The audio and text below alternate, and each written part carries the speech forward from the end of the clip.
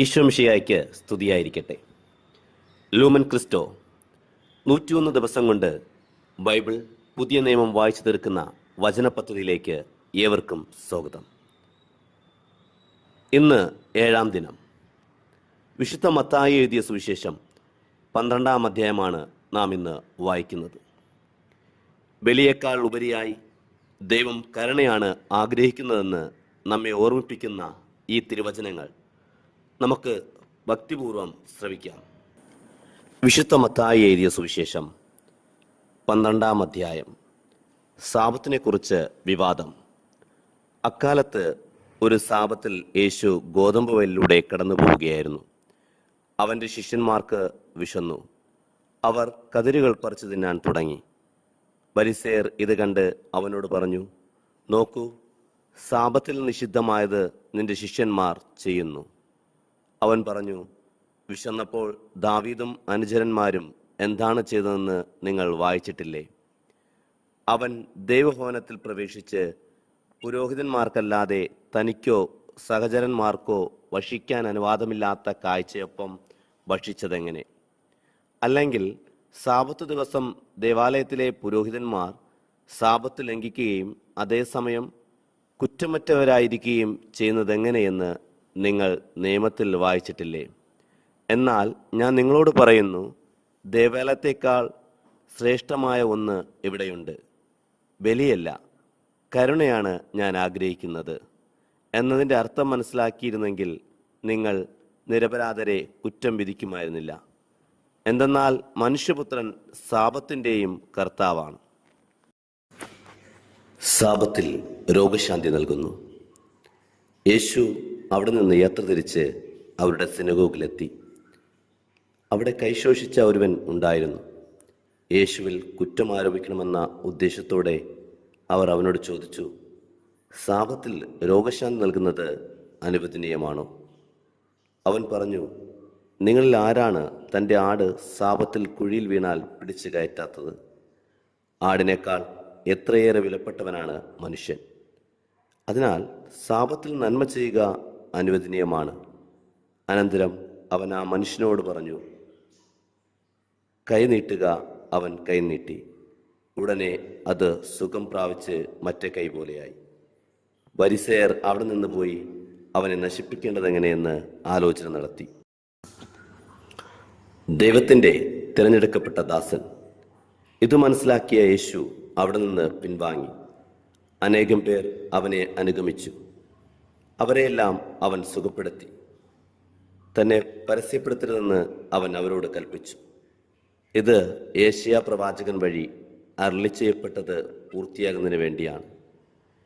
ഇതാ ഞാൻ തിരഞ്ഞെടുത്ത എൻ്റെ ദാസൻ, എൻ്റെ ആത്മാവ് പ്രസാദിച്ച എൻ്റെ പ്രിയപ്പെട്ടവൻ. ഞാൻ അവൻ്റെ മേൽ എൻ്റെ ആത്മാവിനെ അയക്കും.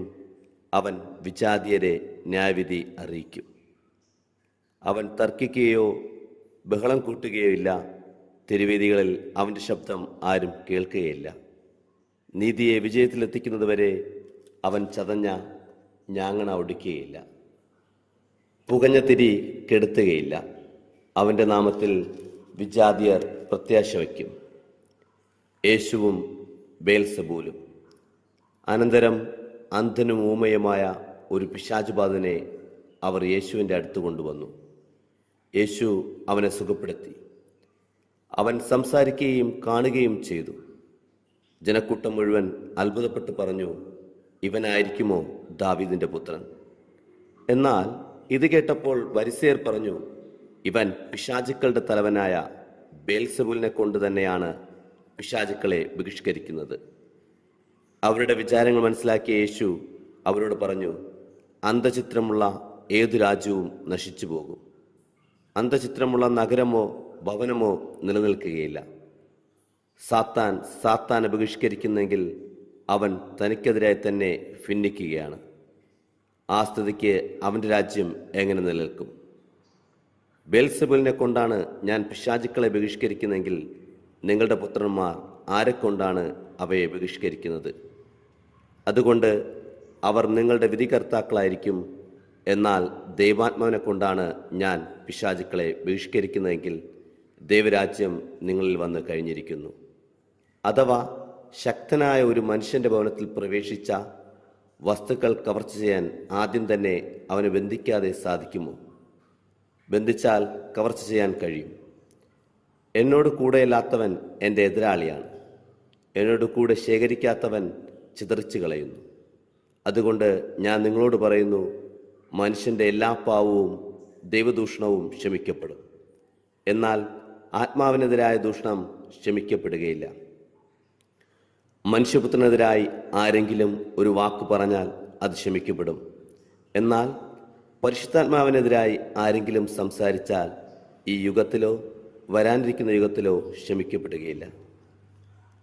ഒന്നുകിൽ വൃക്ഷം നല്ലത്, ഫലവും നല്ലത്, അല്ലെങ്കിൽ വൃക്ഷം ചീത്ത, ഫലവും ചീത്ത.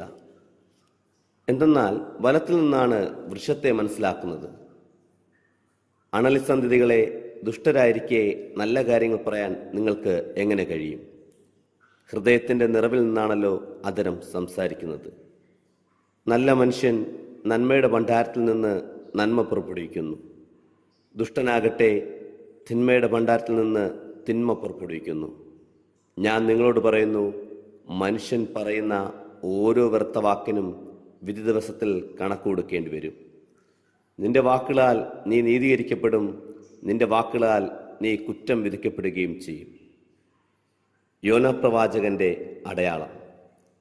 അപ്പോൾ നിയമജ്ഞരിലും ഫരിസേയരിലും പെട്ട ചിലർ അവനോട് പറഞ്ഞു, ഗുരു, നിന്നിൽ നിന്ന് ഒരടയാളം കാണാൻ ഞങ്ങൾ ആഗ്രഹിക്കുന്നു. അവൻ മറുപടി പറഞ്ഞു, ദുഷിച്ചതും അവിശ്വസ്തവുമായ തലമുറ അടയാളം അന്വേഷിക്കുന്നു. യോനാ പ്രവാചകന്റെ അടയാളമല്ലാതെ മറ്റൊരടയാളവും അതിന് നൽകപ്പെടുകയില്ല. യോന 3 രാവും 3 പകലും തിമിംഗലത്തിൻ്റെ ഉദരത്തിൽ കിടന്നതുപോലെ മനുഷ്യപുത്രനും 3 രാവും 3 പകലും ഭൂമിക്കുള്ളിലായിരിക്കും. നിനവെ നിവാസികൾ വിധി ദിവസം ഈ തലമുറയോടൊത്ത് എഴുന്നേറ്റ് ഇതിനെ കുറ്റം വിധിക്കും. എന്തെന്നാൽ യോനയുടെ പ്രസംഗം കേട്ട് അവർ അനുതപിച്ചു. ഇതാ, ഇവിടെ യോനയേക്കാൾ വലിയവൻ, ദക്ഷിണദേശത്തെ രാജ്ഞി, വിധി ദിവസം ഈ തലമുറയോടൊത്ത് ഉയർപ്പിക്കപ്പെടുകയും ഇതിനെ കുറ്റം വിധിക്കുകയും ചെയ്യും. എന്തെന്നാൽ സോളമൻ്റെ വിജ്ഞാനം ശ്രവിക്കാൻ അവൾ ഭൂമിയുടെ അതിർത്തികളിൽ നിന്ന് വന്നെത്തി. ഇതാ, ഇവിടെ സോളമനേക്കാൾ വലിയവൻ.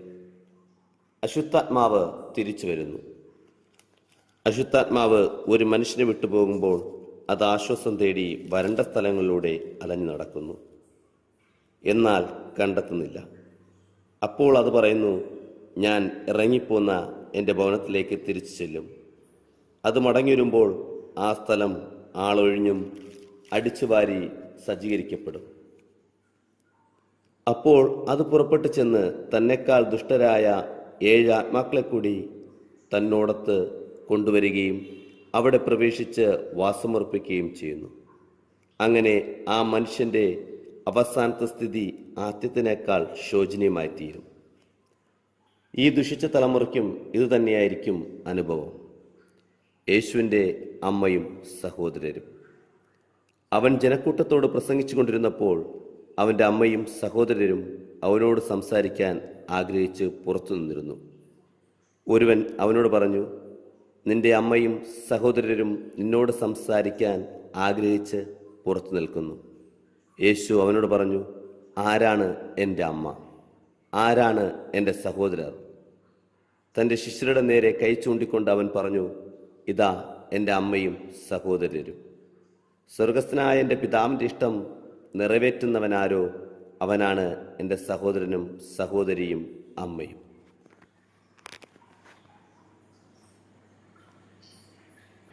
ദൈവവചനം നാം ശ്രവിച്ചു കഴിഞ്ഞു. ദൈവഹിതം പ്രവർത്തിച്ചുകൊണ്ട് യേശുവിൻ്റെ പ്രിയപ്പെട്ടവരായി മാറാൻ ഈ വചനങ്ങൾ നമ്മെ സഹായിക്കട്ടെ. ദൈവത്തിന് സ്തുതി.